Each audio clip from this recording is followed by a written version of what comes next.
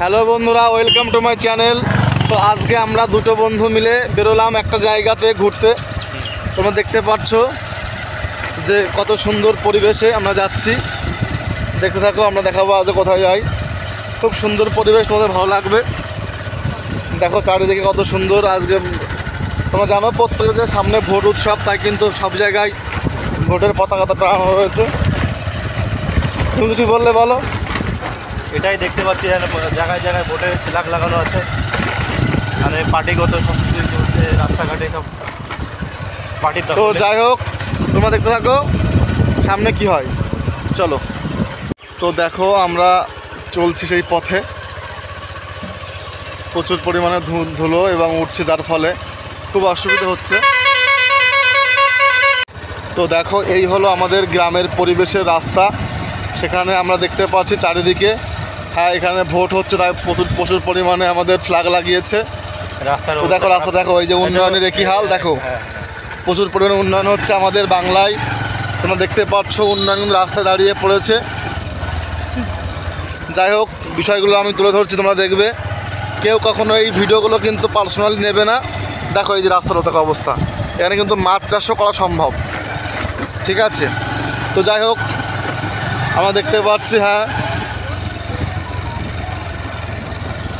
দেখতে পাচ্ছ রাস্তা, তোমরা নিশ্চয়ই বুঝতে পারছো কোন রাস্তা। দেখো এখানে দেখো ছাগল গরু চলছে মাঠে।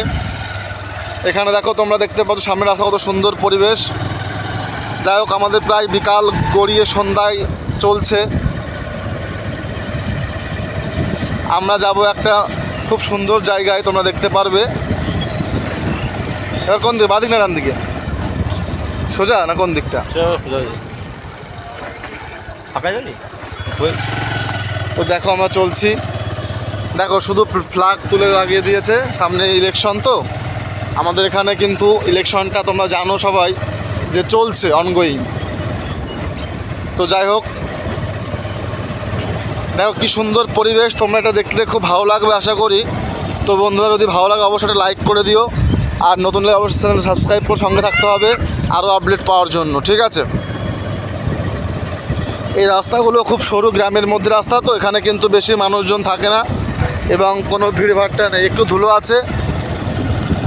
তো যাই হোক, তোমরা দেখতে পারছো, তোমরা কন্টিনিউ দেখো, নিশ্চয়ই ভালো লাগবে। সম্পূর্ণ ব্লগটি দেখতে পাবে। আর যারা নতুন তারা কিন্তু অবশ্যই পুরোনো ব্লগগুলো দেখে নিও, ঠিক আছে। এবার দেখো যাচ্ছি আমরা, খুব সুন্দর পরিবেশের মধ্য দিয়ে এগোচ্ছি।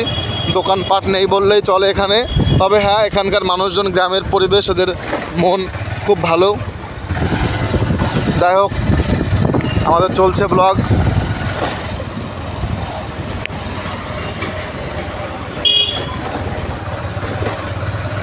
রাস্তাগুলো অবস্থা খুবই খারাপ, চলো। করে দিয়েছেন। আর 2016 সালে হয়েছিল সমকাজী সমবেতন।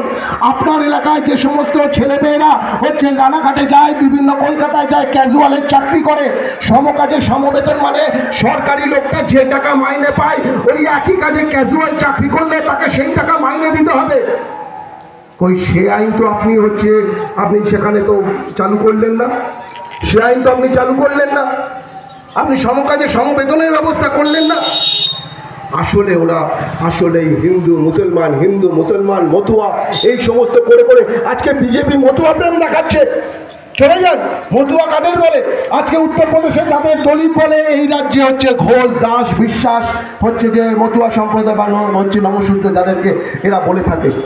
আমরা দেখেছি, ভিডিও রয়েছে আমার কাছে। আসুন কোনো বিজেপির ভাই থাকলে, বিজেপির এমএলএ, ব্রাহ্মণ উচ্চ বর্ণের এমএলএ, একজন হচ্ছে দলিত ছেলের মুখে প্রস্রাব করে দিচ্ছে ওপেন, সে ভিডিও খবরের কাগজে গোটা রাজ্যে গোটা দেশে ভাইরাল হয়েছে। ওরা মতুয়া যারা নিম্ন, যারা হচ্ছে তথাকথিত সমাজের যারা নিচু বর্ণের মানুষ, ওদেরকে মানুষ বলে মনে করে না। রাম মন্দিরের কথা বলছেন, রাম মন্দিরের কথা বলছেন, আমি আবারও চ্যালেঞ্জ করে বলছি, আপনি যদি রাম মন্দিরে এমনি ঢুকে যান তো কোনো অসুবিধে নেই, কিন্তু রাম মন্দিরে ঢোকার মুখে আপনি যদি বলেন যে আমি হচ্ছে ব্রাহ্মণ নই, এই কথা বলে যদি আপনি রাম মন্দিরে যান, 43টা সোনার দরজা আছে, আপনি 42টা দরজা অবধি আপনি পেরোতে পারবেন, 43 নম্বর দরজায় গিয়ে আপনার হচ্ছে ওই দরজাটা খোলা থাকবে না, ওখানে হচ্ছে রামলালার মূর্তি আপনি দর্শন করতে পারবেন না যদি না আপনি ব্রাহ্মণ হন। এই রাজ্যে এই শান্তনু ঠাকুর গেছিল জল আর মাটি নিয়ে, রাম মন্দির প্রতিষ্ঠার সময় ভেতরে ঢুকতে দেয়নি। আমার দেশের রাষ্ট্রপতি, যিনি দেশের 1 নম্বর নাগরিক, শুধুমাত্র দলিত বলে রাষ্ট্রপতিকে হচ্ছে ওই রাম মন্দির উদ্বোধনে ডাকা হয়নি। কেন ডাকা হয়নি? প্রশ্ন করুন বিজেপির নেতাদের যে কেন রাম মন্দির উদ্বোধনে দেশের রাষ্ট্রপতিকে ডাকা হলো না। কারণ অপরাধ, তিনি দলিত, তিনি মতুয়া, তিনি নিম্নবর্ণের। বিজেপি এই ভেদাভেদের রাজনীতিতে বিশ্বাস করে। আমার একটা ছোট্ট গল্পের কথা মনে পড়ে গেল। আমি যখন রামকৃষ্ণ মিশনে পড়তাম, আমাদের বড় মহারাজ বলেছিলেন, আর গল্পটা বলেছিলেন স্বামী বিবেকানন্দ। হিন্দু ধর্ম ওই হচ্ছে কুণাল ঘোষ বা ওই হচ্ছে ওদেরকে দিলীপ ঘোষ বা ওই শুভেন্দু অধিকারীর কাছে শিখবো না। শুভেন্দু অধিকারী কিছুদিন আগে ছিল তৃণমূলে, এখন গেছে বিজেপি। তো দেখো বন্ধুরা, আমরা কিন্তু একটা ভাষণ শুনলাম, পার্টির ভাষণ। আমরা কিন্তু কোনো পার্টি সমর্থন করি না। তো দেখো এই যে অবস্থা, দেখো আজকে রাস্তা দেখো বন্যা হয়ে গেছে, আবার এখানে রাস্তায় উন্নয়ন দাঁড়িয়ে পড়েছে। তো দেখলে তোমরা শুনতে পারলে একজন পার্টির প্রতিনিধি, সে কিন্তু অনেক কথা বললো, আমরা ভিডিও ক্যাপচার করে দিলাম। তোমরা কিন্তু কেউ পার্সোনালি নেবে না, আমরা কোনো পার্টি সমর্থন করি না। তবে হ্যাঁ, রাস্তায় যা পেলাম তাই তোমাদের তুলে ধরলাম। অবশ্যই কমেন্ট করবে তোমাদের মতামতগুলো। তো আমরা যাচ্ছি আমাদের নিজস্ব গন্তব্যস্থলে, দেখে নাও সামনে। তো চলো সামনে, চলো আমরা এগিয়ে চলি। ঠিক আছে। তো দেখো আমরা কিন্তু আমাদের গন্তব্যস্থলে চলে এসেছি। একটা শিব মন্দির রয়েছে জলের মধ্যে, খুব সুন্দর। এটা কিন্তু একটা ঐতিহ্যবাহী স্থান, তোমরা পারলে আসতে পারো, খুব সুন্দর জায়গা। দেখতে পাচ্ছ প্রচুর দর্শনার্থী এখানে এসছে, সকাল বিকাল সন্ধে রাত পর্যন্ত কিন্তু সবাই এখানে থাকে। দেখো এখানে আরও অনেকে চলে যাচ্ছে বাড়িতে। পাশে একটা আইসক্রিমের দোকান রয়েছে, ইয়াং ছেলেরা বসে এখানে আড্ডা মারছে। তো বন্ধুরা, বেশ খুব সুন্দর একটা পরিবেশ তোমরা দেখতে পারবে আসলে। তোমরা এসো সবাই, আর কমেন্ট করে জানাও এটা কোথায়, তোমরা যদি ভালো লাগে। দেখো এখানে লেখা রয়েছে পরিষ্কারভাবে। দেখো পাশে কিন্তু পুকুর রয়েছে, পুকুরের মধ্যে জল অন্ধকার হয়ে যাওয়ার ফলে কিন্তু পরিবেশটা অন্ধকার দেখাচ্ছে। তো দেখো অনেকেই রয়েছে এখানে, কিন্তু বিভিন্ন রকম সময়ে, যেমন নীল পুজোর সময় প্রচুর ভিড় হয়, শিব পুজোর সময় কিন্তু ভিড় হয়। হ্যাঁ, তো এখন তো কোনো পুজো নেই, তার জন্য অতটা লোকের সমাগম নেই। তো দেখো এখানে আমরা দেখতে পাচ্ছি পাশের পরিবেশটা অন্ধকার, দেখাতে পারছি না। যদি তোমাদের ভালো লাগে অবশ্যই তোমরা কমেন্ট করে জানিও যে পার্ট 2 চাই, তাহলে অবশ্যই আমি আরও একদিন গিয়ে ভিডিও করে নিয়ে চলে আসবো। ঠিক আছে। তো দেখো অনেক লোক কিন্তু এখানে রয়েছে এবং পুজো তারা এসে করছেন। তো দেখো আমার বন্ধুর কাছে আমি মোবাইলটা দিয়েছি, এবার আমি সামনে হেঁটে চলেছি, তোমরা দেখতে পাচ্ছ।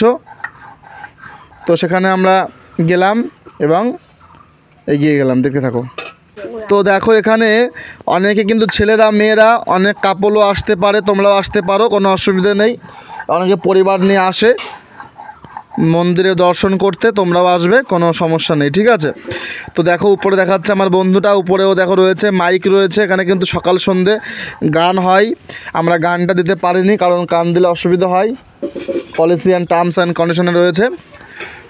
তো দেখতে পাচ্ছ এখানে কিন্তু অনেকেই রয়েছে, অনেকে মোবাইলে ভিডিও করে, ফটো তোলে। হ্যাঁ, অন্ধকারের মধ্যে দেখো তোমরা দেখতে পারবে এখানে ঠাকুরের মন্দিরটা। দেখো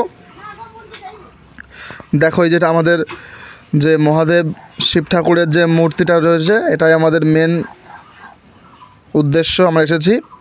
তো যাই হোক, অনেকটা দেখলাম। দেখো পাশে পুকুরটা কিন্তু জলে পরিপূর্ণ রয়েছে, অন্ধকার হয়ে গেছে, তো তার জন্য আমরা একটা। তো দেখো আমি আর আমার বন্ধু আছি এই মন্দিরে, দেখতে পাচ্ছ তোমরা। অবশ্য অন্ধকার হয়ে গেছে এখানে,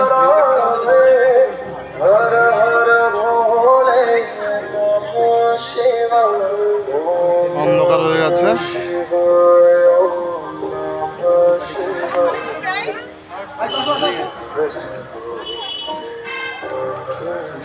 ঠিক আছে সঞ্জিত, তুমি কিছু বললে বলো। এই মন্দিরটা বহুত পুরনো মন্দির, জলের মধ্যে আপনারা দেখতে পাচ্ছেন। তো ঠিক আছে বন্ধুরা, আজকে টাটা, বাই বাই।